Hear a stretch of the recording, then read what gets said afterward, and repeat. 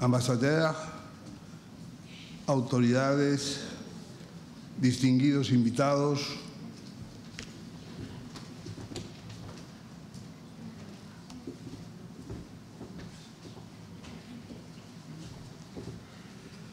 miembros de la Real Diputación San Andrés de los Flamencos, iniciamos con algún retraso. Creo que el que esté disconforme puede pedir la devolución del billete como en la Renfe, con el AVE. Esta 15ª lección conmemorativa, y lo vamos a hacer escuchando el himno a la alegría adoptado como símbolo por la Unión Europea, que van a interpretar las violinistas Lina Tur-Bonet y Virginia González Leondort. Ruego a los presentes que se pongan en pie.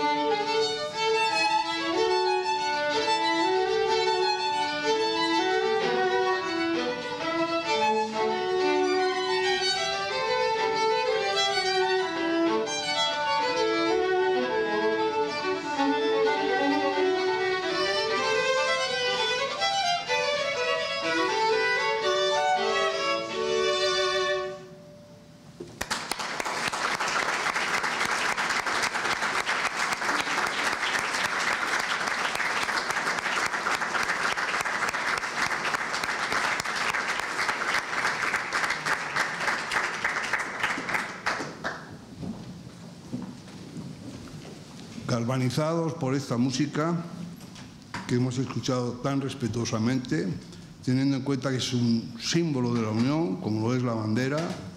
Nadie ha muerto por esos símbolos, pero no por eso son menos gloriosos.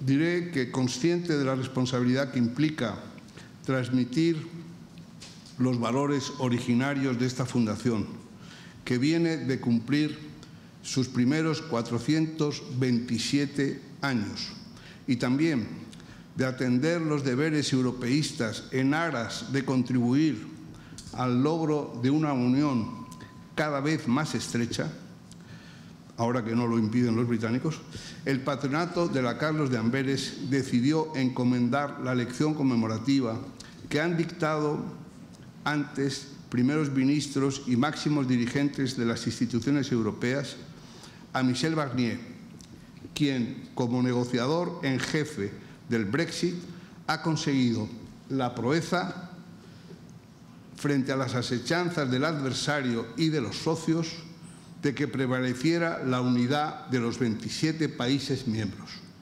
Hoy, aquí, va a darnos cuenta de las lecciones aprendidas en una travesía tan peligrosa, cumplida contra todos los pronósticos. El ministro de Asuntos Exteriores, José Manuel Álvarez, se había comprometido para hacer la presentación y el encomio de Michel Barnier, pero un viaje inexcusable, porque se trata de garantizar el suministro del gas, le tiene a estas horas en Argel. Por eso, en su nombre, hablará el secretario de Estado para la Unión Europea, nuestro amigo Juan González Barba, a quien cedo la palabra. Gracias.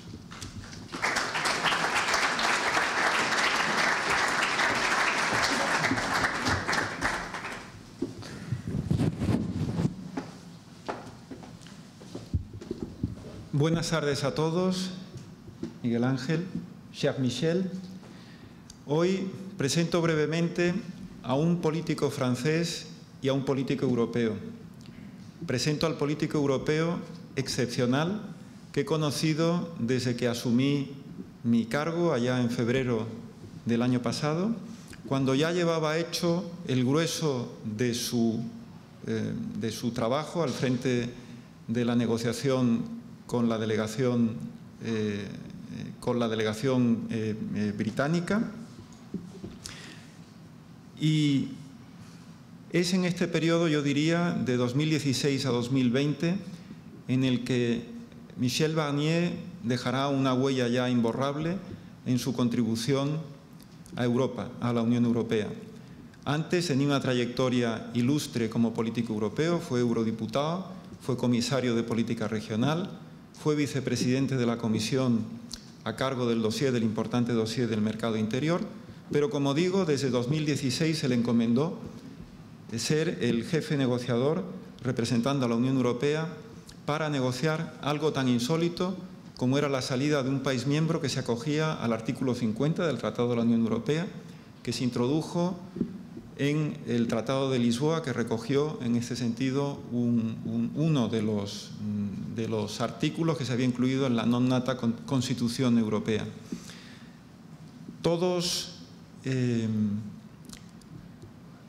Durante todas las reuniones del Consejo de Asuntos Generales, que es una de las 10 formaciones del Consejo Europeo, en el que yo representaba al Gobierno de España y que tenía encomendado el seguimiento de las negociaciones del Brexit, venía Michel Barnier a informarnos de cómo iban esas negociaciones. Tengo que decir que cada intervención de Michel Barnier era una auténtica lección magistral de política europea y además una lección magistral amenísima. Yo querría resumir los 4 rasgos principales de aquellas intervenciones que a mí y a muchos otros nos ha dejado un recuerdo imborrable. La primera de ellas es un conocimiento que no se espera de un político de los dosieres técnicos. Para negociar el Brexit se trataba de conocer al detalle el inmenso acervo comunitario y Michel Barnier, por su anterior experiencia en la Comisión, realmente parecía a veces, además del jefe de la negociación, del jefe del equipo negociador, del político al frente, prácticamente un jefe de servicio en cualquiera de los asuntos que tocaba. Pero además, y ahí se veía inmediatamente la huella del político, sabía transmitirnos qué se escondía detrás de aspectos técnicos que podían parecer nimios y que tenían una importancia extraordinaria. Además, no se trataba de una negociación cualquiera, en la que el negociador tiene que desarrollar su imaginación para intentar anticipar cuáles son los motivos, cuáles son las líneas rojas del negociador que tiene sentado enfrente. Y no era una negociación cualquiera porque, por las circunstancias que rodeaban al Brexit, había veces que lo que parecía el interés inmediato y evidente del otro negociador no lo era por todo lo que rodeaba, como digo, a la decisión de abandonar la Unión Europea. Y luego un cuarto rasgo que describiría de aquellas intervenciones de Michel Barnier y de su labor al frente de la negociación era, como ha señalado Miguel Ángel, el haber sabido mantener la unidad de los 27. Y eso lo consiguió con algo que se llama ya el método Barnier, con una mezcla de transparencia, de decir de manera consistente a todos lo que estaba sucediendo y al mismo tiempo saber salvaguardar lo esencial del secreto de la negociación de los dosieres más sensibles. Con ello culminó una labor titánica, algo para lo que no había precedentes y que, como digo, abre ya para Michel Barnier, ha abierto para Michel Barnier un sitio en el panteón de los hombres ilustres de la Unión Europea, y yo creo que su nombre está a la par de otros políticos europeos franceses que han dejado su huella en el proceso de la construcción europea, como Jacques Delors o Pascal Lamy. Y sin más, cedo la palabra a Michel Barnier. Muchas gracias.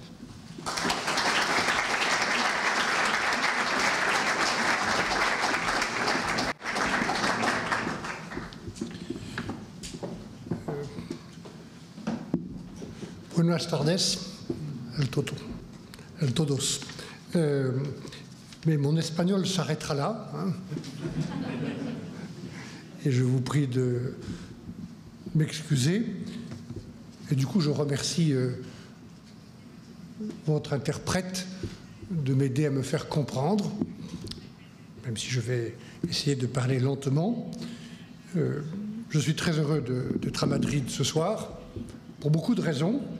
D'abord parce que j'aime l'Espagne et j'aime les Espagnols depuis très longtemps, même si je ne parle pas votre langue. Il y a une proximité entre le français, le savoyard que je suis et votre pays. Il y a même eu un moment une complicité lorsque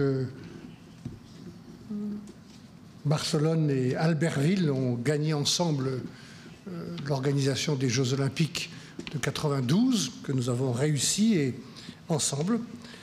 Et puis il y a cette longue négociation dans laquelle j'ai pu bénéficier du soutien, de la confiance des deux gouvernements successifs du Royaume d'Espagne, et je ne l'oublie pas.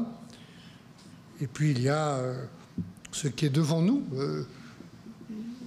les changements nécessaires et la poursuite de ce grand projet de progrès qu'est la construction européenne, et à l'intérieur de ce grand projet, le renforcement que je souhaite de la coopération bilatérale entre l'Espagne et la France, qui n'est pas, de mon point de vue, et je le pense depuis longtemps, à la hauteur de l'histoire, de la culture, de la géographie et de l'économie de nos deux pays. Voilà. Je voudrais, avant de dire quelques mots du Brexit et de mon livre, que je vous encourage à acheter, et pour faciliter les choses, il vient d'être publié en espagnol depuis 15 jours. Voilà. Pratiquement pour le même prix. Hein. Et j'étais hier à Londres et avant-hier à Londres, je vais vous en dire un mot, où il vient d'être publié en anglais. Et il a déjà beaucoup de succès, ce qui n'est pas très étonnant.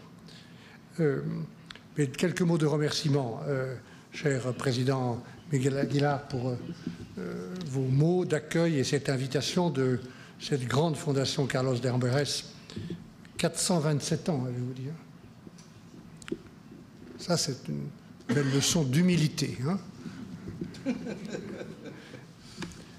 Et vous remercier, cher Miguel, mais aussi votre équipe, Hélène et Daniel de Bisturia, qui m'ont accueilli et qui ont beaucoup travaillé, et naturellement toute leur équipe. Et puis, je suis très honoré demain d'être reçu par Sa Majesté le roi Philippe VI pour poursuivre cette visite. Mais je sais le rôle qu'il joue ici dans cette fondation et pour cette fondation. Je salue le ministre Malaska et naturellement les ambassadeurs de Belgique, de Luxembourg, des Pays-Bas, de France, la représentante de l'Union européenne, Angeles. Et puis, vous me permettrez de dire un mot personnel de remerciement à Juan González, qui a été très généreux dans son propos. Mais ça a été pour moi un grand privilège, grâce à la confiance du président de la Commission européenne, à cette époque, de pouvoir animer cette négociation. Et je n'oublie pas cette confiance, et je n'oublie pas la qualité de nos relations humaines et personnelles tout au long de ces années, parce que ça compte beaucoup dans une négociation. Quand je rencontre les ministres, comme tu l'as dit, au Conseil Affaires Générales ou les parlementaires, que de pouvoir, au-delà de la technique, au-delà de la diplomatie, au-delà de moments difficiles parfois, s'appuyer sur la confiance personnelle. Voilà. Je dois cette mission à Jean-Claude Juncker, qui, au mois de juillet 2016, quelques jours après le référendum organisé par M. Cameron, avec le résultat que l'on connaît, c'était à Varsovie, et nous étions là à un sommet transatlantique de l'OTAN. Et j'ai eu le privilège, à ses côtés, de participer à un entretien passionnant avec le président Obama. Et juste avant cet entretien, Jean-Claude Juncker m'a dit « Est-ce que tu veux être les négociateurs de la Commission pour le Brexit ?» J'ai eu tout de suite le sentiment que je ne pouvais pas dire non et que c'était une tâche historique parce que le Brexit est un événement historique et très grave. C'est pour ça d'ailleurs, je suis très sincère, que j'ai eu l'idée de noter jour après jour tout ce que je faisais et de produire le résultat dans ce livre qui rend compte, comme un journal, de tout ce qui s'est passé, de mes impressions. Parfois, j'y ai ajouté des souvenirs de ma vie d'avant, pour lui donner un côté plus personnel, mais je n'ai pas changé le fond. J'ai simplement raccourci, parce qu'au bout de cette longue négociation, j'avais entre les mains 1700 pages. Alors déjà, c'est long, mais... donc j'ai raccourci, mais je n'ai pas changé le fond. Et j'ai accepté cette mission avec beaucoup d'enthousiasme et de détermination, sachant qu'elle serait très longue. Elle a été plus longue que je ne le pensais, très difficile. Elle a été beaucoup plus difficile que je ne le pensais, en raison des comportements curieux quelquefois du gouvernement britannique. Et ça continue, puisque sur plusieurs sujets, ils essayent de revenir en arrière. Ce qui est grave pour le traité lui-même, mais ce qui est encore plus grave pour la confiance dont nous avons besoin entre Britanniques et Européens pour l'avenir. Voilà. Alors je voudrais vous dire quelques mots de cette négociation. Le Brexit, c'est un divorce. Je n'ai pas d'expérience personnelle dans ce domaine, mais plusieurs de mes amis en ont, et tous m'ont dit la même chose. C'est douloureux, c'est compliqué, ça coûte cher, et ça laisse beaucoup de traces. Et donc, telle est la situation du Brexit.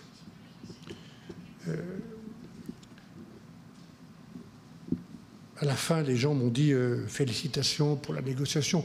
Je ne souhaite pas être félicité, parce qu'on ne peut pas être félicité pour un divorce. Simplement constater que nous avons limité les conséquences grâce à ces deux traités qui représentent 1400 pages chacun, très précis, précisément négociés par M. Johnson et ses équipes, puisque c'est lui qui était Premier ministre pour la conclusion du premier traité sur le divorce institutionnel et politique, la sortie de l'Union européenne, et c'est lui qui était aussi Premier ministre pour la négociation et la conclusion du deuxième traité pour le deuxième divorce, le divorce économique et commercial. Et donc il connaît parfaitement ces textes. Il les a négociés ligne par ligne, virgule par virgule, phrase par phrase, jusqu'au dernier moment. Et même pour le deuxième traité, jusqu'au 24 décembre à midi. Ce qui m'a valu d'ailleurs, c'était le dernier coup que m'ont fait les Britanniques, de passer Noël tout seul. Le 24 décembre, je n'ai plus eu le temps de revenir retrouver ma femme et mes enfants, et mes deux petits-enfants qui étaient nés pendant la négociation et auxquels d'ailleurs j'ai dédicacé ce livre, en les remerciant d'avoir partagé leur grand-père avec les Britanniques. Et je dis cela parce que, je dis que M. Johnson connaît parfaitement ces textes parce que ça jette une lumière particulière sur la remise en cause de ces textes par le même M. Johnson à propos de l'Irlande ou à propos de la pêche. Qu'est-ce qu'on a fait au moment de ce Brexit? Tout de suite, le Conseil européen s'est réuni et a élaboré des guidelines extrêmement claires. Nous regrettons cette décision, nous la respectons, nous allons être unis. En étant unis, nous allons défendre les intérêts de l'Union européenne, bâtir un accord avec les Britanniques pour la sortie, et puis bâtir les bases de la future relation. Et après, j'ai essayé de mettre en musique tout cela. L'élément important, je le dis devant toi, parce que tu es au Conseil et aux côtés du président du Conseil espagnol, ça a été que, en quelques mois, après avoir visité chacune des capitales, les 27 capitales, et j'ai été reçu ici par le Premier ministre à l'époque, je suis devenu non seulement le négociateur de la Commission européenne, mais le négociateur du Conseil, et très vite aussi du Parlement. Un seul négociateur pour les trois institutions. Et ça a été fondamental. Ça m'a obligé aussi à mériter cette confiance. Mais ça a été un élément de l'unité fondamentale parce que, comment dirais-je, Juan González, il y a ici des diplomates chevronnés qui savent de quoi je parle. C'est pas nouveau qu'il y ait à Bruxelles des querelles de territoire entre la Commission, le Conseil, des ministres et le Parlement. Des concurrences, des rivalités, parfois des polémiques. Le fait de désigner un seul négociateur pour les trois institutions était fondamental pour l'unité des Européens. Mais ça ne suffisait pas. J'ai toujours pensé que cette négociation était extraordinaire, je vous l'ai dit, et qu'elle méritait une méthode extraordinaire. Et donc j'ai proposé très vite, avec le soutien de Jean-Claude Juncker, contre l'avis de beaucoup de fonctionnaires de la Commission, que je ne citerai pas, par charité chrétienne, la transparence. La transparence. Ça veut dire que, contrairement à ce qu'on fait d'habitude dans les négociations commerciales, où la Commission négocie sur un mandat et puis vient rendre compte tous les 3 mois, nous avons décidé de dire tout sur tous les sujets, à tout le monde et au même moment. Tout sur tous les sujets, à tout le monde et au même moment. Et pour mettre en musique cette transparence, on a créé un groupe de Brexit Delegates, 27 Brexit Delegates à Bruxelles, sous l'autorité des ambassadeurs, qui se sont réunis 2 fois par semaine pendant 4 ans, et à qui nous avons tout dit à tous en même temps sur tous les sujets de la négociation. De telle sorte que le président du Conseil espagnol ou le président français ou la chancelière allemande recevait le jour même une note disant voilà l'état de la discussion tel que M. Barnier ou son équipe nous ont fait le compte-rendu.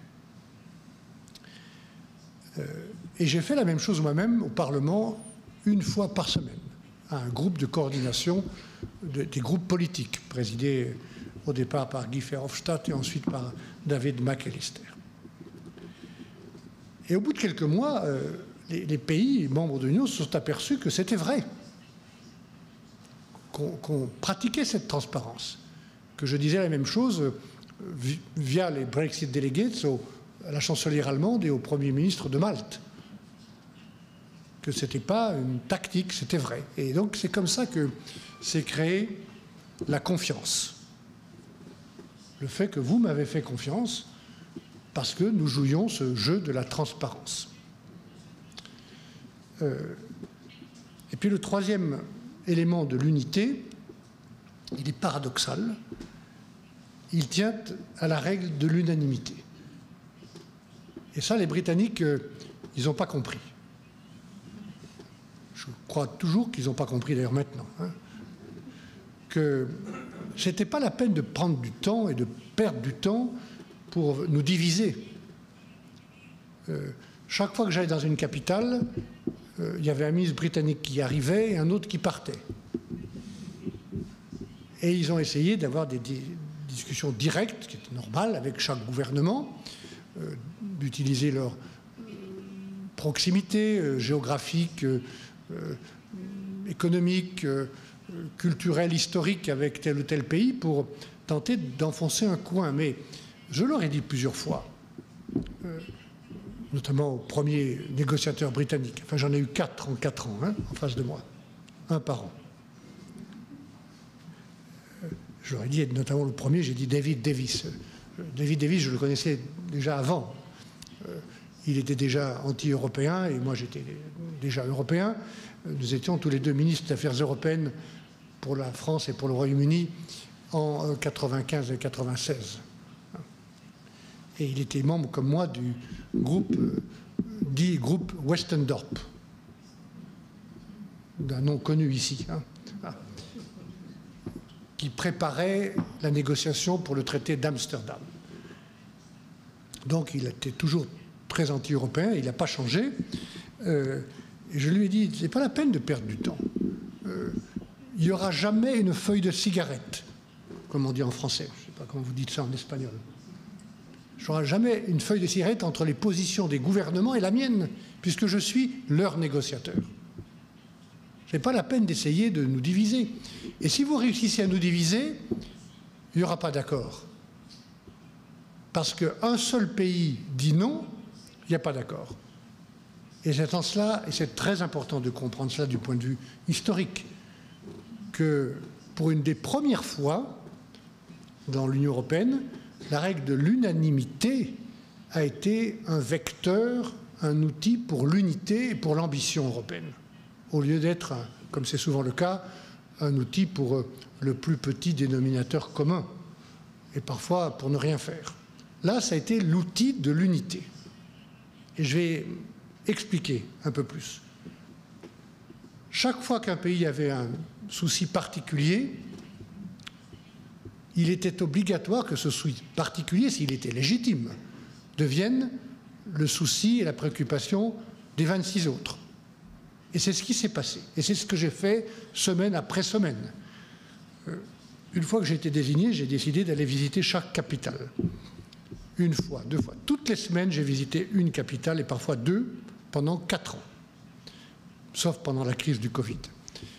Et là, je rencontrais le Premier ministre ou le président du pays, les ministres importants, le Parlement national, les syndicats et le patronat du pays.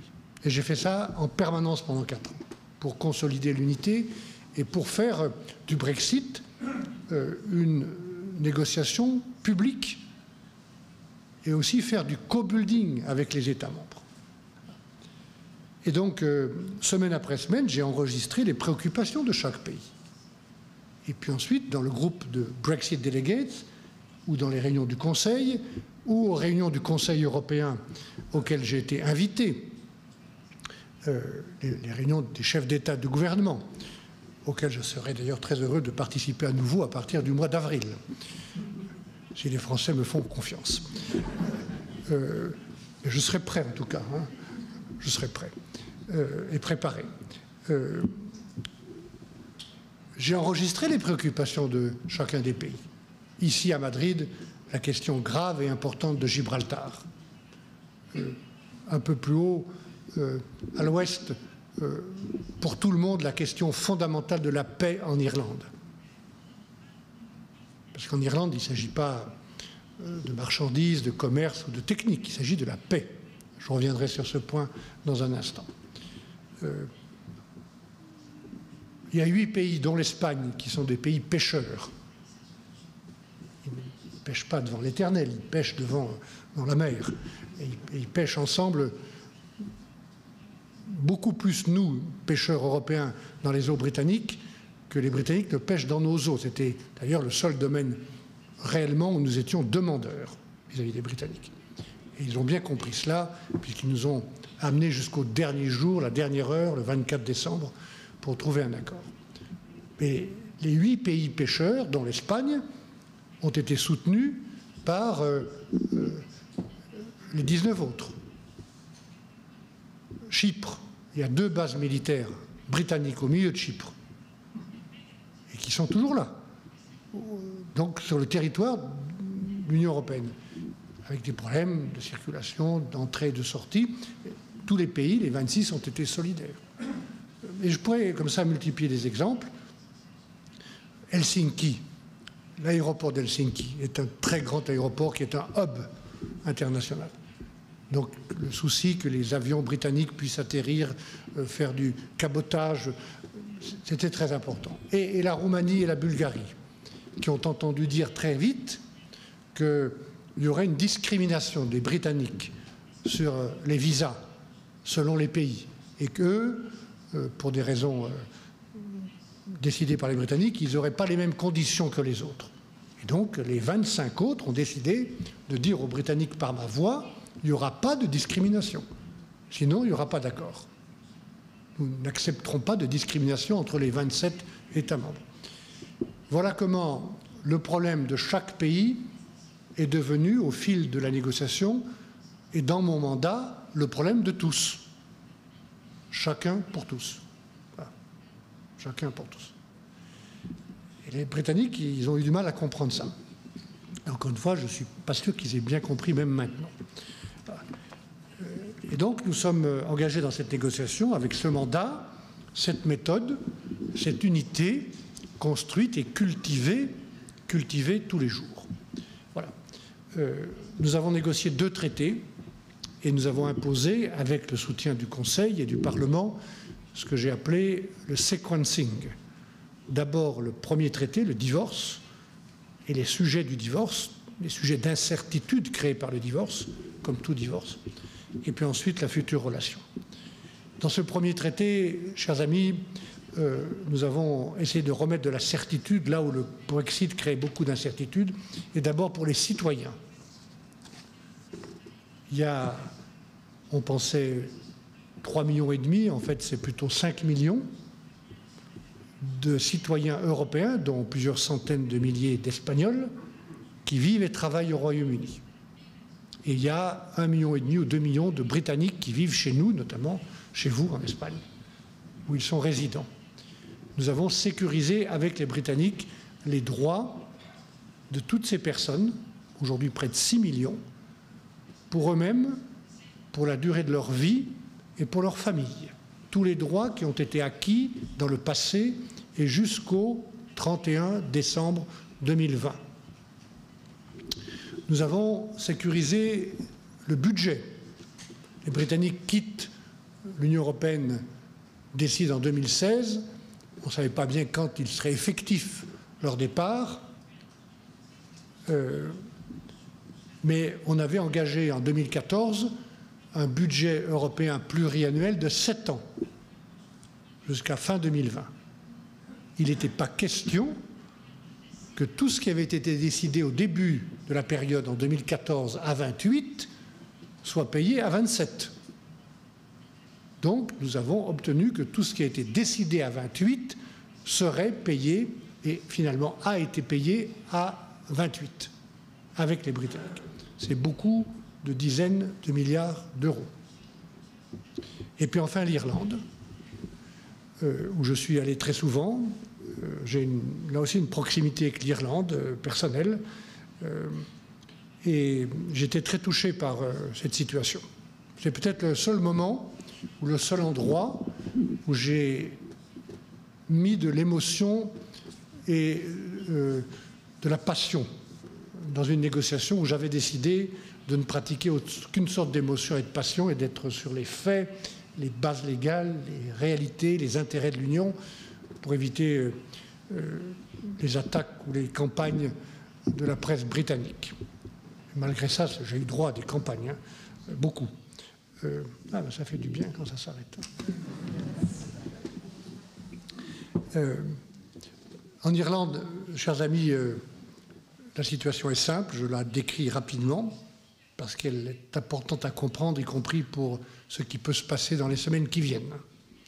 Sur cette île, il y a deux pays, la République d'Irlande et puis le Royaume-Uni avec l'Irlande du Nord. Très bien, tant que ces deux pays sont dans la même union, le même marché unique, la même union douanière. Ces deux pays ont une histoire lourde entre eux, parfois tragique. Il y a eu ce conflit d'Irlande du Nord qui a provoqué 4000 morts. 4000 morts, et qui s'est interrompu seulement il y a 20 ans, avec un accord qu'on appelle le Good Friday Belfast Agreement, au terme duquel, pour préserver la paix, on coopère entre les deux parties, on travaille à ce qu'on appelle en anglais le All Island Economy, et surtout, au terme duquel il n'y a plus de frontières au milieu de l'île, entre les deux pays. Et on ne peut pas reconstruire une frontière. Sinon, on prend le risque de nouveaux conflits.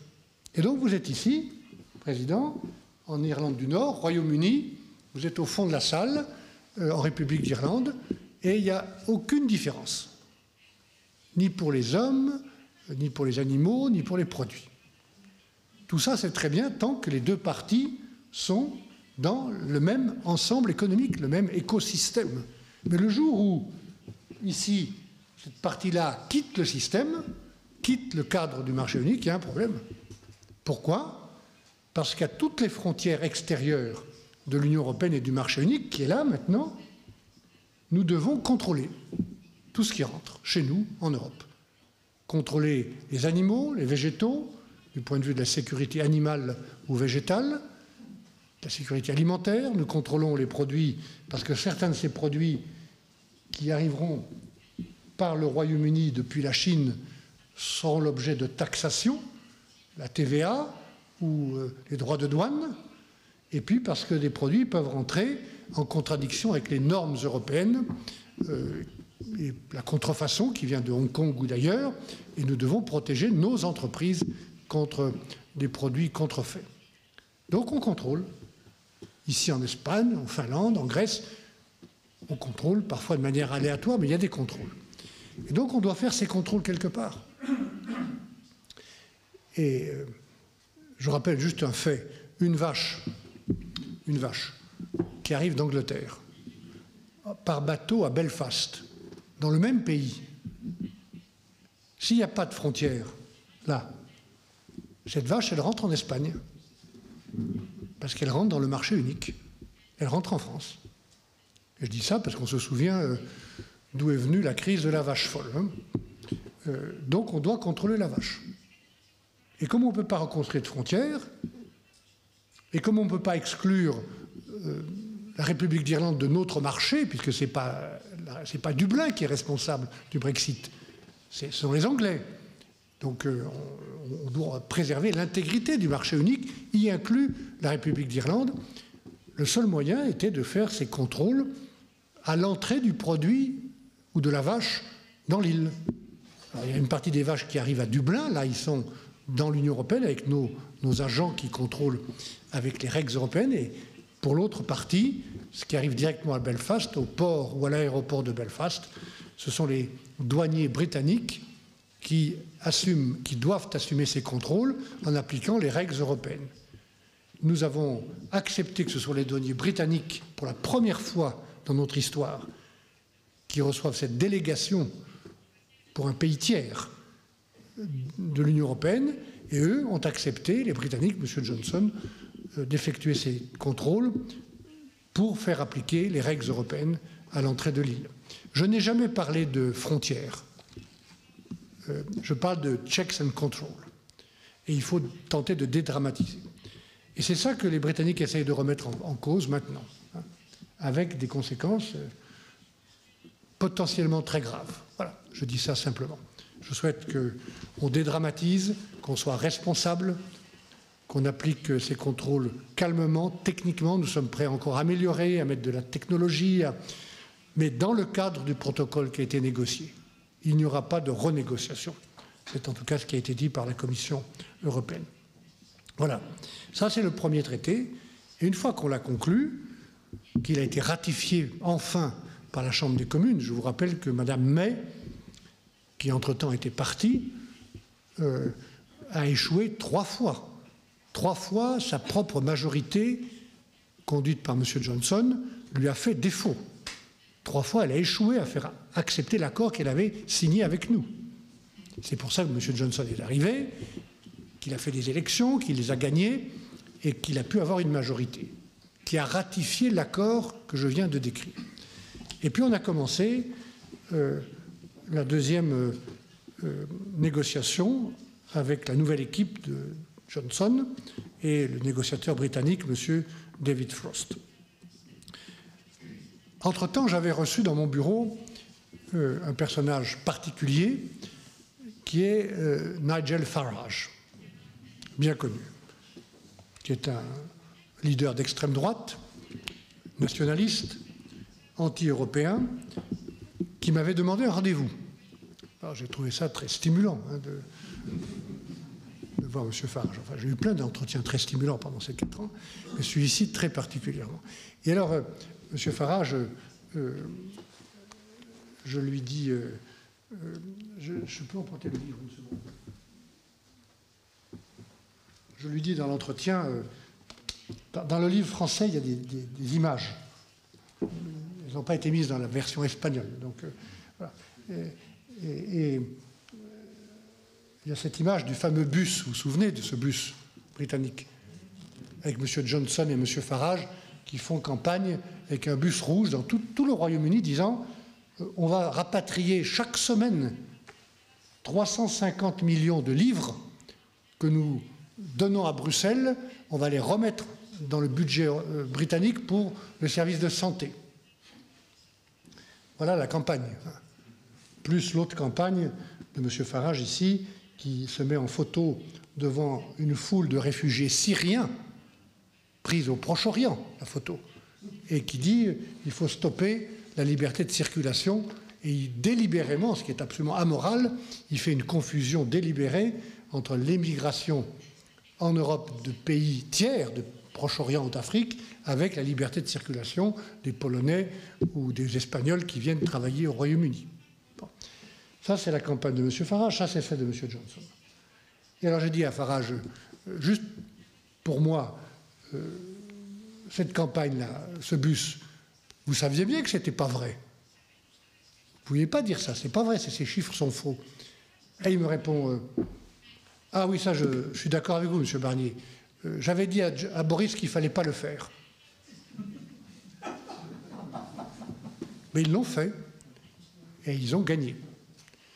Et alors, à la fin de l'entretien, je vous le rends. À la fin de l'entretien, je lui dis, maintenant que vous avez gagné le Brexit, on est en train de le délivrer, est-ce que je peux vous demander, M. Farage, comment vous voyez la relation future entre le Royaume-Uni et l'Union européenne après le Brexit? Et il me répond, Mr. Barnier, it's very clear, after the Brexit, the EU will no longer exist. Voilà.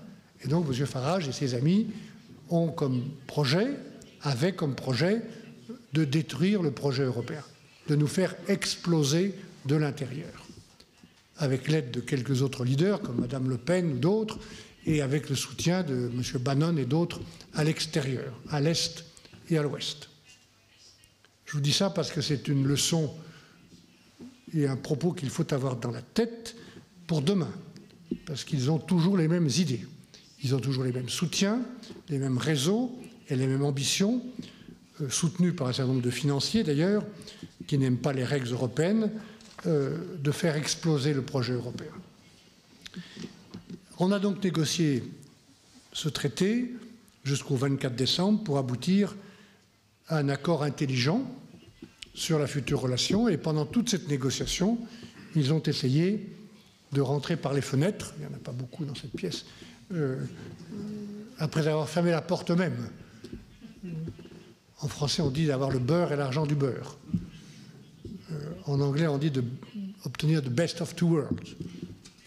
En allemand, on dit il voulait danser dans 2 mariages à la fois.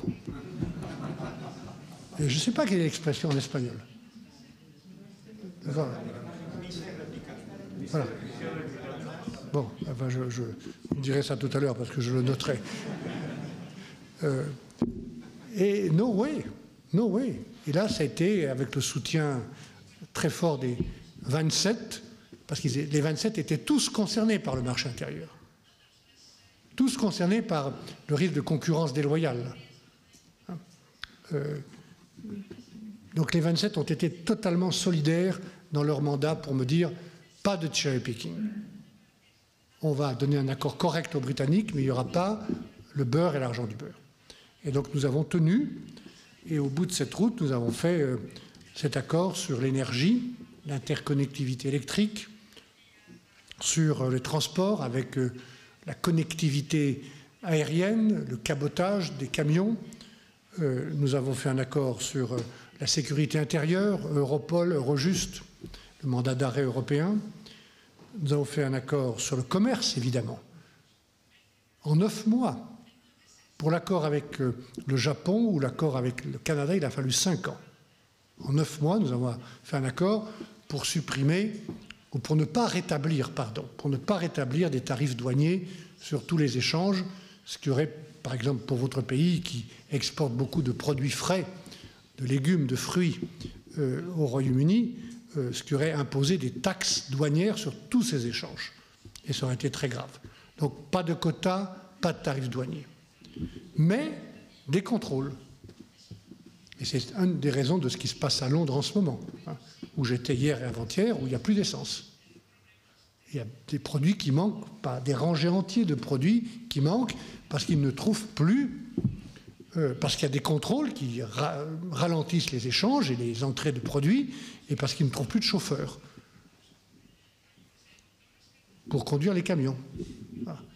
Parce qu'ils ont eux-mêmes, avec le Brexit, supprimé la liberté de circulation. Donc les gens ne viennent plus. Et les chauffeurs polonais, roumains ou bulgares, peut-être des chauffeurs espagnols, qui sont repartis, ils ne reviennent pas. Ils ne vont pas revenir pour 3 mois. Donc ils ont un vrai problème de main-d'œuvre qu'ils ont eux-mêmes provoqué. Plus les autres raisons de cette pénurie actuelle liée au Covid, liée au prix de l'électricité ou liée aux pénuries de matières premières. On a trouvé cet accord. On a mis dans l'accord commercial aussi des règles du jeu, de level playing field, pour avoir des mesures compensatoires si les Britanniques voulaient créer une concurrence déloyale. On sait bien, mesdames et messieurs, qu'ils se sont séparés de nous pour retrouver leur autonomie réglementaire, pour faire de la divergence. C'est une des raisons du Brexit. Get back control, très bien, pour être capable de faire des lois différentes des nôtres dans le domaine social, économique ou financier. Tout le problème pour nous, faisant un accord de commerce avec eux, contrairement à tous les accords qu'on a faits depuis 40 ans avec d'autres pays, dans un contexte de convergence réglementaire, avec le Canada ou le Japon, on a convergé. Là, nous étions exactement dans le sens contraire, parce qu'ils voulaient diverger. Et qu'est-ce que devient la divergence? Est-ce qu'elle reste raisonnable ou est-ce qu'elle devient un outil de dumping fiscal, social, économique, environnemental? Donc on a mis des outils pour essayer de préserver ça, mais je pense qu'il faut rester vigilant. Et puis la pêche, où nous avons trouvé un accord équilibré, mais qui a été très dur, parce qu'ils pensaient qu'on allait lâcher sur la pêche, et je n'ai pas lâché sur la pêche, puisque mon mandat c'était, s'il n'y a pas d'accord de pêche, il n'y a pas d'accord de commerce. Ils ne nous ont pas cru jusqu'au dernier jour, le 24 décembre, on leur a dit on ne fait pas d'accord. Et donc ils ont accepté un compromis sur la pêche au terme duquel nous gardons 75% de nos capacités de pêche dans les eaux britanniques pendant en tout cas les 5 ans qui viennent. Voilà. Chers amis, je vais conclure en ayant expliqué ce qu'est le contenu de ces deux accords pour dire qu'il faut rester vigilant sur 2 points. L'application de ces accords et le respect par les Britanniques de leurs paroles, de leur signature, ce qui n'est pas le cas aujourd'hui, ni sur l'Irlande, ni sur la pêche. Et nous demandons simplement à M. Johnson de respecter sa signature au nom de la réputation de son pays, qui est un grand pays, au nom de la paix en Irlande, et, si je puis ajouter, au nom de la confiance dont on a besoin entre lui, son pays et nous, à moyen et long terme, pour bâtir une coopération intelligente. Parce que, franchement, et moi j'ai toujours eu dans ma tête de négociateur trois exigences ou 3 points permanents, jour et nuit. L'unité et la défense des intérêts de l'Europe, pas de cherry picking, la paix en Irlande et la future relation. L'esprit de dialogue et d'amitié, si je puis dire, dont on a besoin avec les Britanniques, malgré tout, pour bâtir la future relation et affronter ensemble des défis graves. Il y a un homme politique français pour lequel j'ai beaucoup d'admiration, qui était un homme de gauche, Pierre Mendès France, qui a écrit un jour dans un discours cette phrase qui pour moi a toujours été et restera très importante, même si elle est difficile à appliquer. Ne jamais sacrifier l'avenir au présent. Ne jamais sacrifier l'avenir au présent. Ce n'est pas à moi de dire si les Britanniques ont sacrifié leur avenir au présent du Parti conservateur avec le référendum. Mais ce que je veux dire maintenant que j'ai terminé cette négociation, ce que je peux dire, c'est que notre responsabilité à eux et à nous, c'est de ne pas sacrifier l'avenir au présent des problèmes qu'on peut avoir sur la pêche ou sur l'Irlande. Parce que ce qui est devant nous est très grave. Nous allons affronter beaucoup de défis et de challenges. Beaucoup plus qu'on ne le croit. Et nous aurons plus de chances de les affronter si nous coopérons avec les Britanniques et eux avec nous. Je parle du changement climatique. Je parle de la pauvreté en Afrique et des flux de migration massive qu'elle va entraîner avec 1 milliard de citoyens en plus sur ce grand continent. Je parle de la stabilité financière dans le monde. J'ai été négociateur, j'ai été commissaire européen au marché intérieur aux services financiers en 2010, au tout début de cette crise, où il a fallu faire tant d'efforts pour rétablir la stabilité budgétaire et financière et la régulation. Je recommande de faire attention à ce qui peut se passer sur les marchés financiers dans le monde et contre nous dans les années qui viennent. Et puis le terrorisme. Voilà un certain nombre de sujets qui justifient la coopération entre l'Union européenne et le Royaume-Uni. C'est aussi pourquoi je regrette qu'il n'ait pas voulu aller au bout de la négociation sur certains sujets.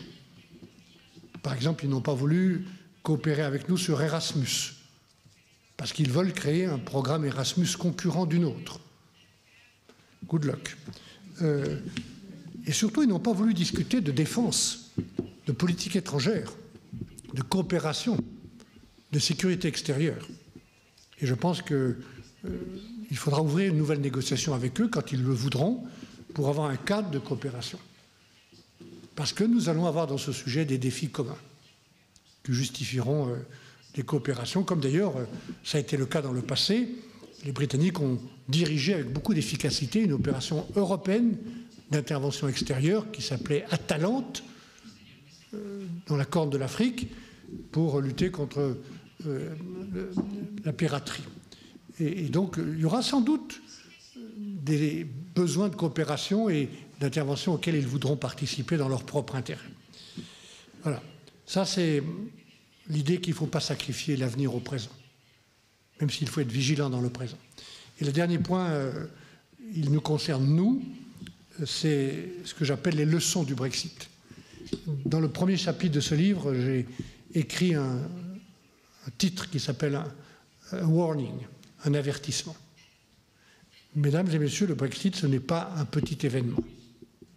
C'est pour ça que j'étais content de vous en parler aujourd'hui à l'invitation de votre fondation. C'est un événement très grave. Que pour la première fois, un pays, et un grand pays, ait choisi démocratiquement de quitter l'Union européenne. Pour la première fois, j'espère que ce sera la dernière fois, c'est très grave. Il y a des raisons britanniques à cela, proprement britanniques, la nostalgie, le nationalisme, M. Farage, il y a, je l'ai dit, des marchés financiers, des investisseurs qui ont voulu se séparer des règles européennes sur les bonus, sur d'autres sujets, mais il y a des raisons plus profondes dans les régions britanniques, les plus pauvres, les plus en difficulté. Beaucoup de citoyens qui ont une angoisse et une colère sociale. Ils ont pensé que l'Europe ne les protégeait pas. Et on leur a dit que l'Europe ne les protégeait pas. Il n'y a plus de services publics.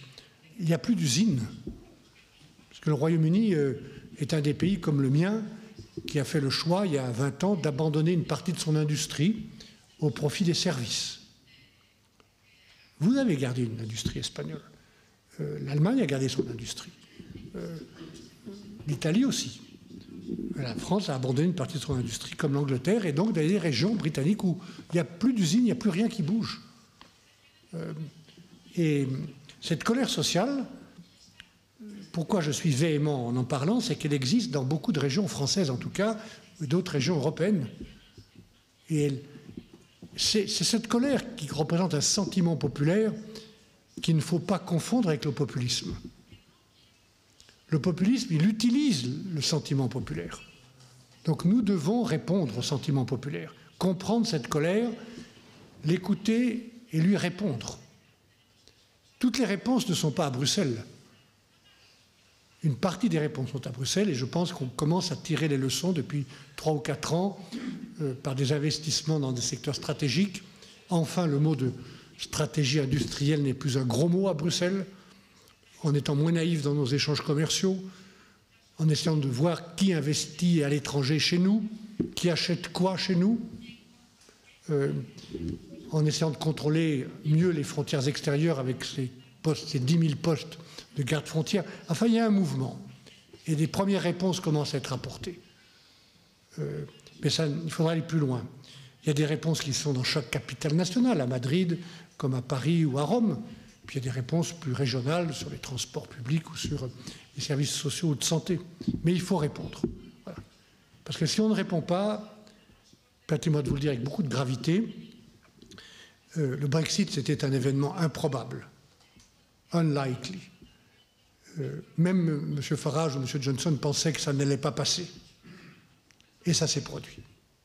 Et donc je pense que si nous ne tirons pas les leçons du Brexit, par des changements nécessaires, il peut y avoir d'autres situations improbables qui se produisent ailleurs.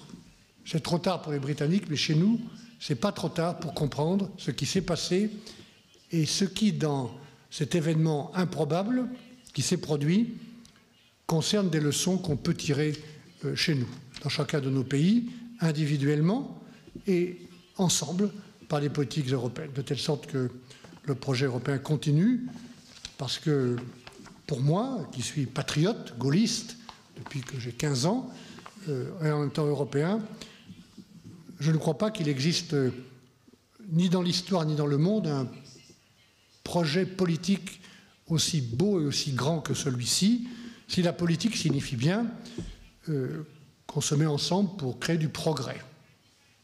plutôt que des conflits. De ce point de vue-là, le projet européen auquel votre fondation apporte tant d'attention pour animer le débat ici en Espagne, mieux que nous ne savons le faire en France en tout cas, ce projet est un formidable projet politique, compliqué, s'il veut respecter les identités nationales et les différences entre les pays, mais mutualiser ce qui doit l'être pour compter. Parce qu'au fond, au bout de la route, il faut bien voir le monde tel qu'il est devant nous, hein, ou autour de nous. Ce monde est dangereux, instable, fragile. Personne ne nous attend, même si quelquefois on nous espère. Et dans ce monde-là, malgré nos alliances, et certains événements récents peuvent nous faire douter d'ailleurs, malgré nos alliances, auxquelles moi je tiens, notamment l'Alliance Atlantique, je veux dire ma conviction que ce que nous ne ferons pas nous-mêmes, Européens, pour l'Europe, personne ne viendra le faire à notre place. Voilà. Et c'est une des leçons que je tire aussi du Brexit. Merci de votre attention.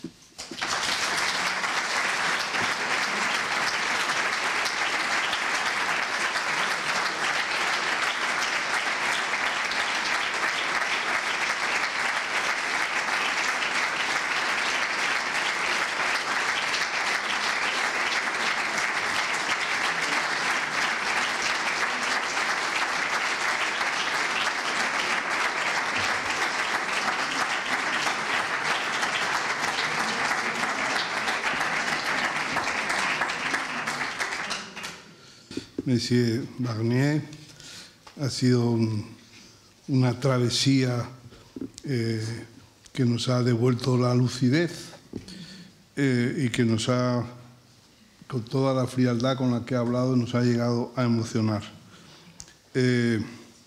Sé que además ha tomado el compromiso de ayudar a nuestra travesía europeísta y, como me ha dicho antes, hará todo lo posible porque le suceda en esta tribuna Ursula von der Leyen. Un solo negociador que ha conseguido, en nombre de todas las instituciones, crear confianza y que ha hecho de la unanimidad, que era el gran obstáculo, la unanimidad nos paraliza, nos bloquea, ha hecho de la unanimidad un vector clave para avanzar, haciendo que el problema de cada uno sea el problema de todos.